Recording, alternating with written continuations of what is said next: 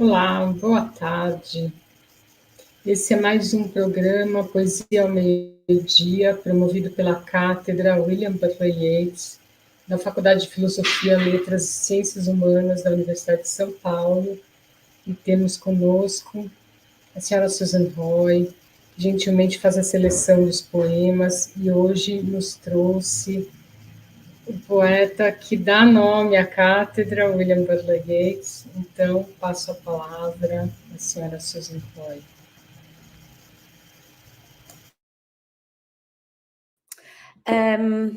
This month, I have chosen to go back to the poetry of William Butler Yeats, as there's a very special occasion happening in Sligo this weekend. There's a celebration to mark the centenary of William Butler Yeats winning the Nobel Prize in Literature in 1923. So actually here in Ireland, in Sligo, there's a big event which will be attended by Yeats's granddaughter, Katrina Yeats, and it will include a public reading of 100 of Yeats's poems and a tribute to Seamus Heaney, the last Irish person to win the Nobel Prize on the 10th anniversary of his death. So the wonderful Yeats Society in Sligo has organised this event, and Susan O'Keeffe, who is the director of that society, says that the tradition of poetry in Ireland is a long and a strong one. She also says that poets have always spoken the truth that others avoid or ignore, and the restorative and creative powers need always to be recognised and nourished. So there were lots of events to actually commemorate this auspicious occasion in Ireland. The Abbey Theatre, which Yeats co-funded with Lady Gregory in 1904, Shanad Éireann, in which he served as a senator from the foundation of the Free State in 1922, the National Library, which he loved to visit, and many primary schools and local libraries throughout the whole nation have played key roles in the commemoration of this wonderful achievement. So I thought it would be appropriate to round off our year of poetry here by revisiting some of Yeats's great poems, some of my own personal favourites. And although we won't manage to do the 100 poems that they're going to do in Sligo over the weekend, I hope you enjoy the 5 that I have selected. So I'm going to start with The Second Coming, which is one of W.B. Yeats's most famous poems. It was written in 1919 after the end of the World War I, and it describes a deeply mysterious and, I suppose, powerful alternative to the idea of like the Christian second coming. Instead, its distinct imagery, it paints a very disturbing picture of the collapse of society. And here, I'm not sure if it has made it to Brazil or not, but there have been some events here in Ireland this week which have made us very sad in our society. And looking at things that have been happening, we hope that these words of Yeats's will not come true. But again, The Second Coming, it's one of Yeats's most quoted poems. The Second Coming by William Butler Yeats. Turning and turning in the widening gyre, the falcon cannot hear the falconer. Things fall apart. The centre cannot hold. Mere anarchy is loosed upon the world. The blood-dimmed tide is loosed, and everywhere The ceremony of innocence is drowned. The best lack all conviction, and the worst are full of passionate intensity. Surely some revelation is at hand.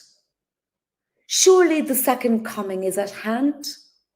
The second coming. Hardly are those words out when a vast image of the spiritus mundi troubles my sight. Somewhere in sands of the desert, a shape with a lion body and a head of a man, a gaze blank and pitiless as the sun is moving its slow thighs, while all about it, real shadows of the indignant birds. The darkness drops again.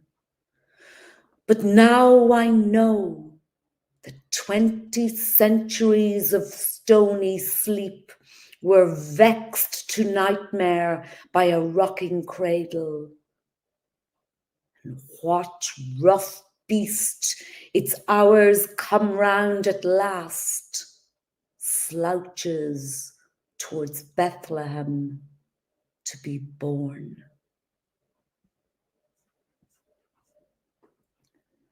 Very intense poem, a very sad poem as well when you think of the way that society can go during these very troubled times. One of my personal favourites, an old poem I used to say in the Fesh a long time ago as a very young teenager, Red Hanrahan's Song About Ireland. And I love this poem because it just invokes the love of Irish people, of Ireland. I love the naming of the place names around Sligo that are familiar to me. Also, I suppose it's like Yeats using Ireland as like the person he loved, such as like Maud Gonne. Ireland is personified in this poem as the great Kathleen, the daughter of Houlihan. There's something very majestic about that image. And also, again, though, Yeats gives the signs of foreboding with the bitter black wind blowing throughout the poem. So I'll just give it to you. Red Hanrahan's Song About Ireland by W.B. Yeats. The old brown thorn trees break in two high over Common Strand, under a bitter black wind that blows from the left hand. Our courage breaks like an old tree in the wind and dies, but we have hidden in our hearts the flame out of the eyes of Kathleen, the daughter of Houlihan. The wind has bundled up the clouds high over Knocknarea and thrown the thunder on the stones for all that knave can say. Angers that are like noisy clouds have set our hearts a beat, but we have all bent low and kissed the quiet feet of Kathleen, the daughter of Houlihan. The yellow pool has overflowed high up on Clooth na Bare, for the wet winds are blowing out of the clinging air. Like heavy flooded waters, our bodies and our blood, but purer than a tall candle before the holy rood is Kathleen, the daughter of Houlihan.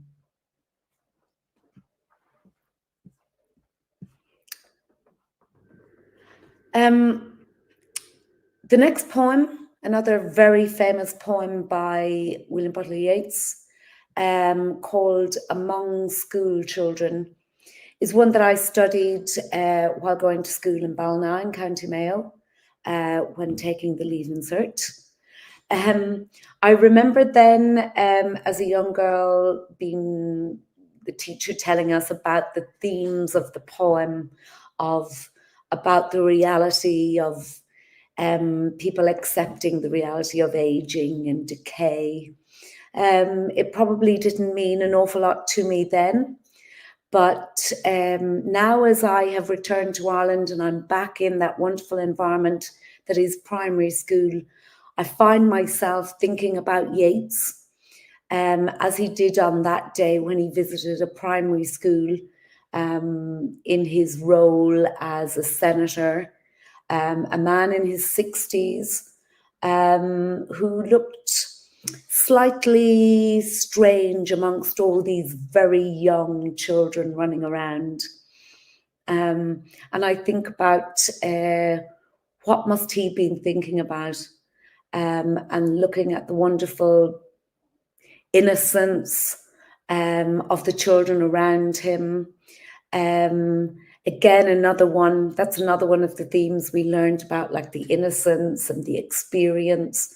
And also, but again, the whole wheel of life, the changing of life, the movement and the change that occurs as we go from innocent child right through to old age.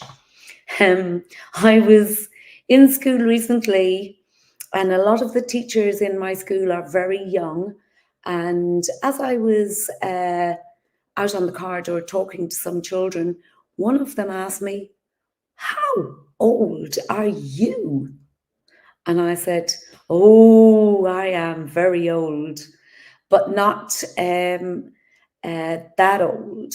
So I guess, we're all standing at different viewpoints during our lives. And I think that's what Yeats was very much talking about in this wonderful poem, Among School Children. So it invokes a lot of memory for me, but also now in my present role back teaching, it's lovely to be back in the presence of all that innocence once more. Among School Children by William Butler Yeats.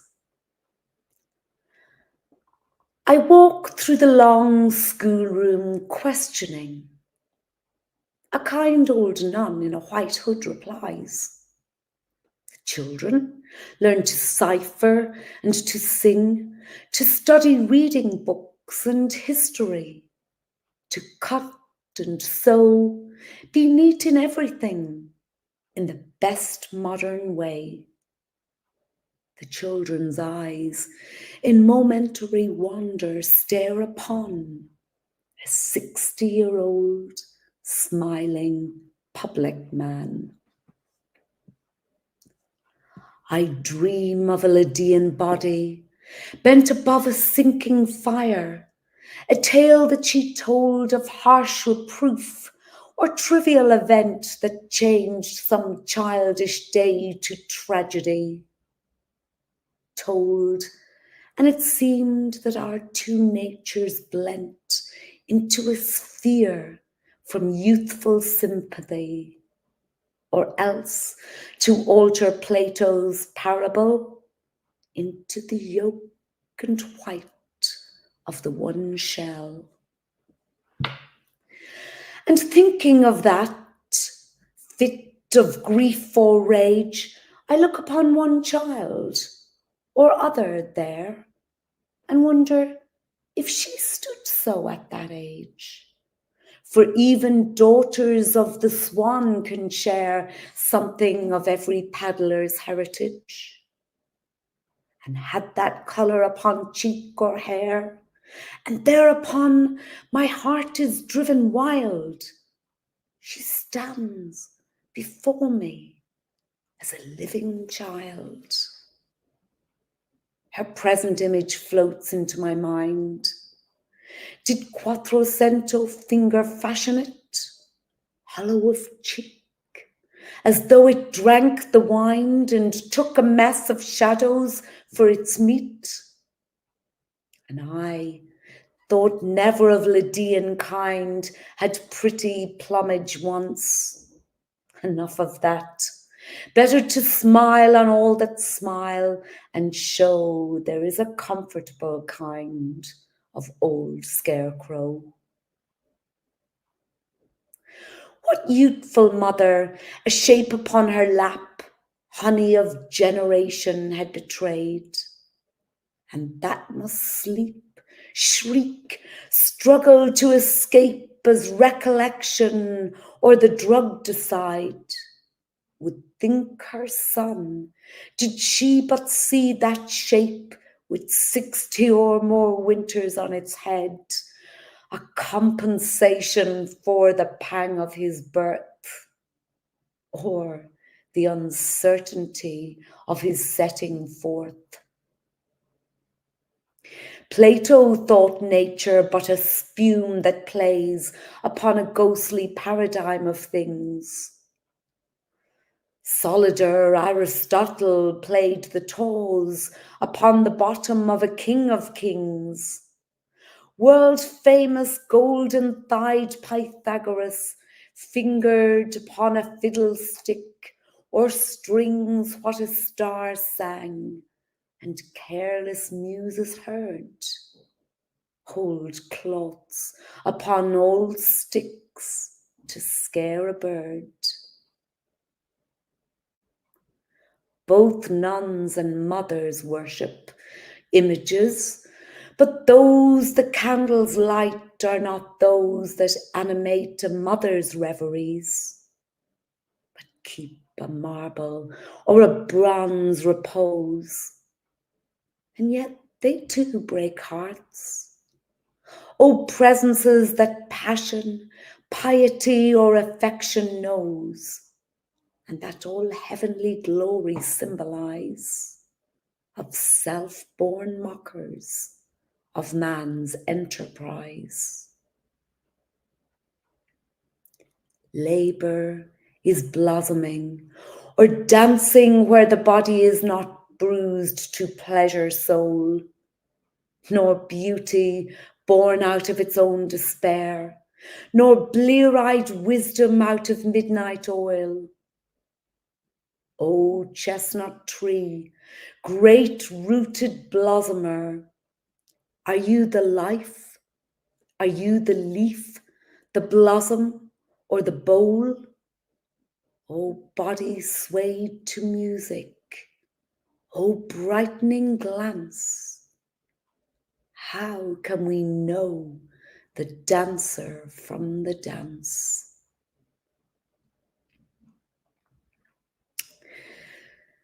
My next poem is called Never Give All the Heart. And this is a very simple poem. Yeats's message is clear. Don't give your whole heart to someone. Yeats's own personal life is a little tragic, and it's clearly the inspiration for this piece. He proposed to Maud Gonne 4 times, and she rejected him all 4 of those times, and then she went on and married somebody else. I suppose I never give all the heart sprung from that heartbreak. He warns against love. He knows that giving too much love will allow someone else to hurt you. So Yeats went on and married Georgie, his wife, who is very much younger than him. He married her in 1917, and he married her because he needed a wife's income and he needed an heir. although it hasn't been shown really that he wanted to marry her personally. He did it reluctantly, as he was unwilling to give up his bachelor life. He was very much a free spirit. He was a renowned poet and he was a professional charmer. And Georgie married him, I guess, because, well, first of all, she did idolize him. But she was already 25 when she married. And at that time, that counted as being on the shelf. And she really didn't have any other serious marital prospects. But listening to some works I heard talking about her recently, I got the feeling that their marriage was harmonious, and she was actually an exceptional wife in most respects to she was an excellent housekeeper, and she was really interested in astrology, as Yeats was. And she also became his personal secretary. And basically, she really involved herself in all aspects of his professional life. And she herself did this automatic writing, which she did with Yeats, and it was kind of like she went into this trance and wrote down whatever came into her head during those times.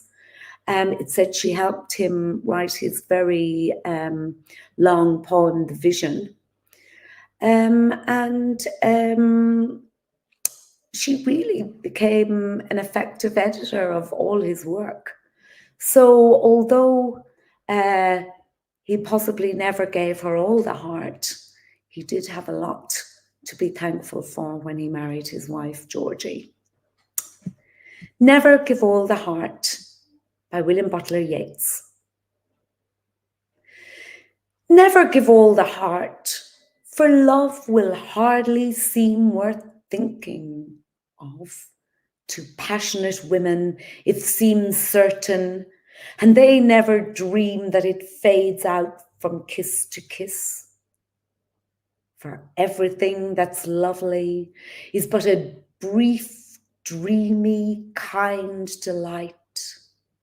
Oh, never give the heart outright, for they, for all smooth lips can say, have given their hearts up to the play. And who could play it well enough if deaf and dumb and blind with love? He that made this knows all the cost, for he gave all his heart and lost.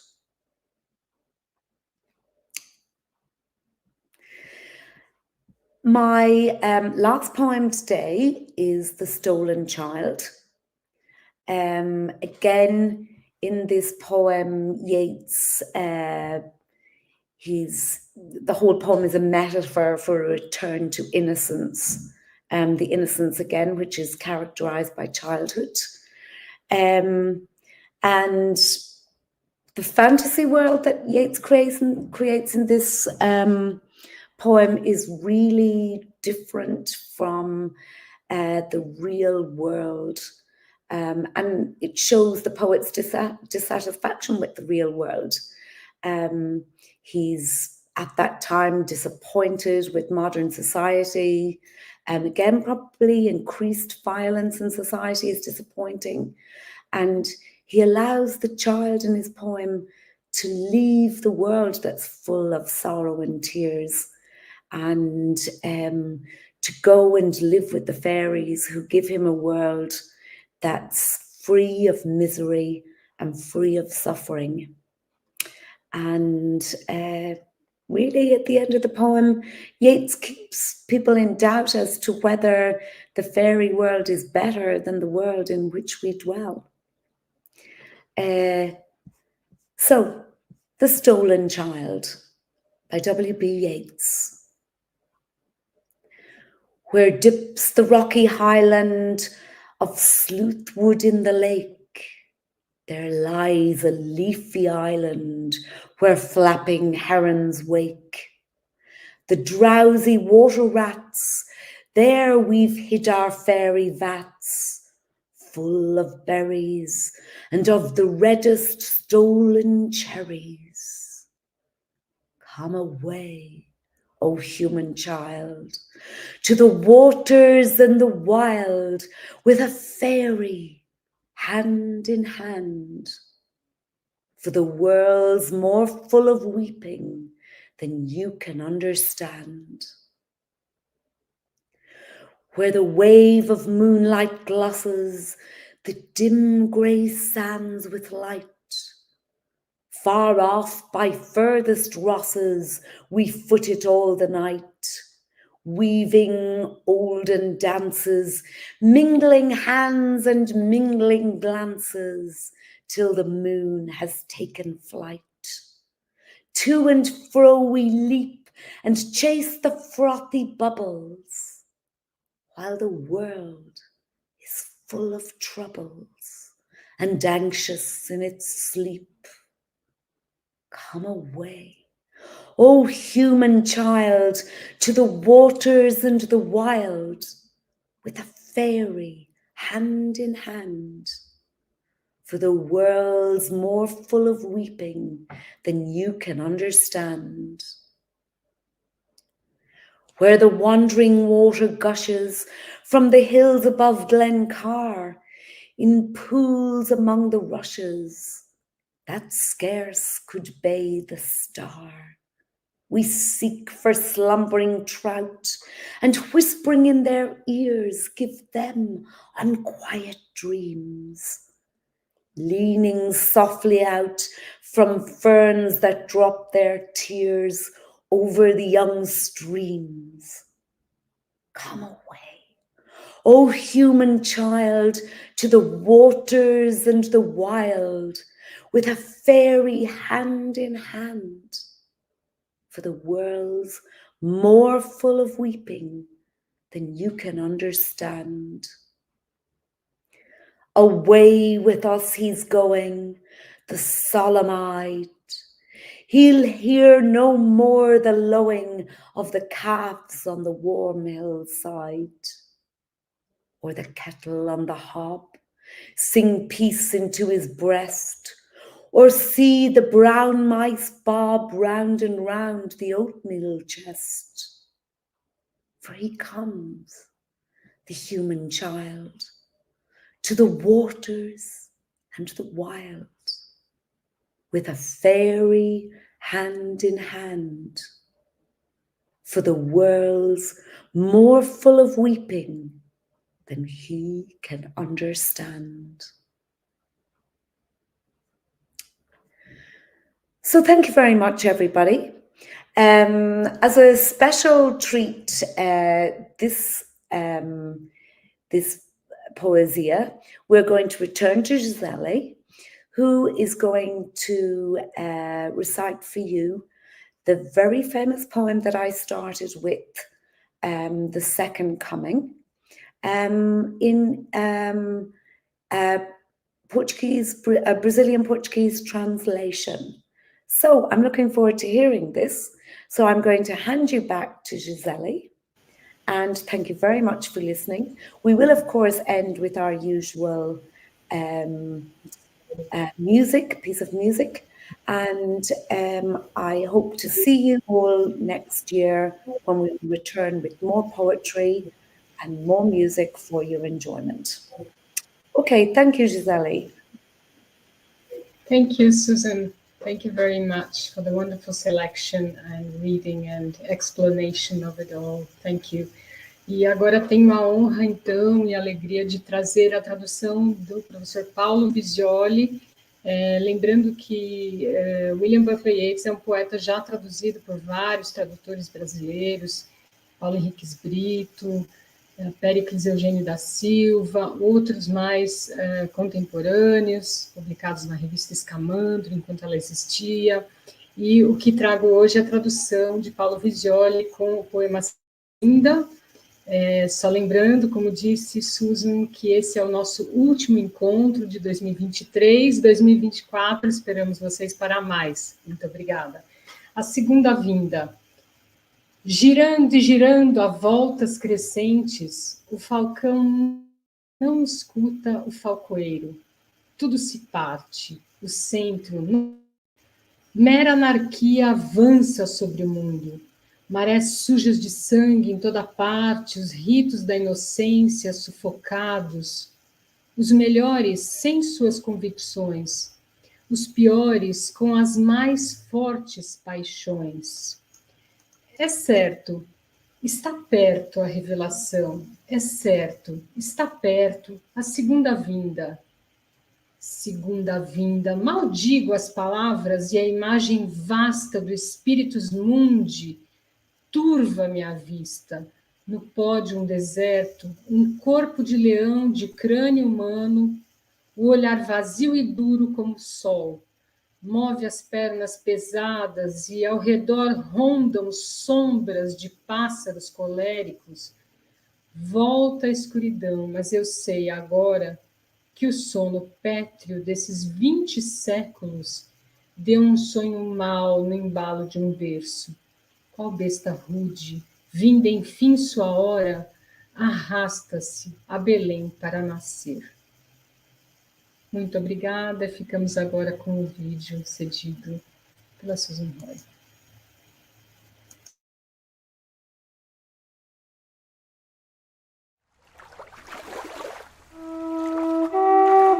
I will arise and go now, and go to Innisfree, and a small cabin build there of clay and wattles made. 9 bean rows will I have there, a hive for the honey bee, and live alone in the bee-loud glade. I went out to the hazel wood because a fire was in my head, and cut and peeled a hazel wand and hooked a berry to a thread.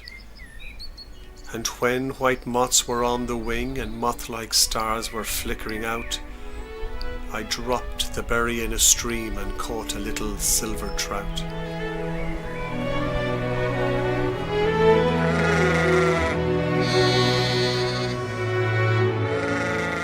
When with rod and fly or the humbler worm, I climbed Ben Bulben's back and had the livelong summer day to spend.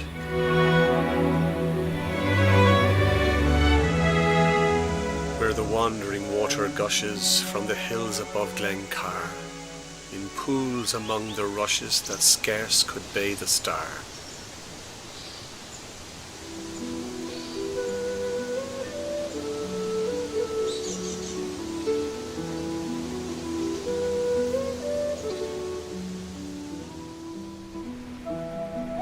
Down by the Sally Gardens my love and I did meet.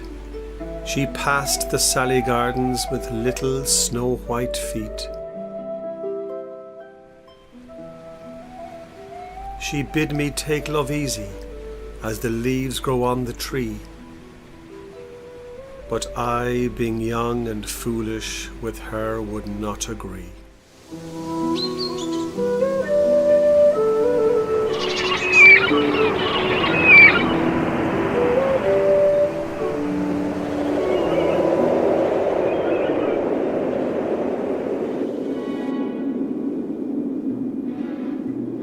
The wind has bundled up the clouds high over Knocknarea, and thrown the thunder on the stones for all that Maeve can say.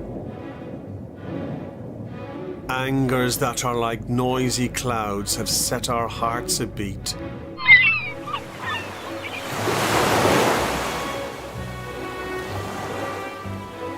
Where the wave of moonlight glosses the dim grey sands with light, far off by furthest Rosses, we foot it all the night. To and fro we leap and chase the frothy bubbles, while the world is full of troubles, and is anxious in its sleep. Under bare Ben Bulben's head In Drumcliff churchyard Yeats is laid. By his command these words are cut. Cast a cold eye on life, on death, horsemen pass by.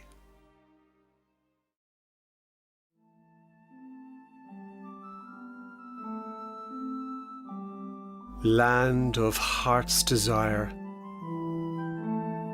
where beauty has no ebb, decay no flood, but joy is wisdom, time an endless song. I kiss you and the world begins to fade.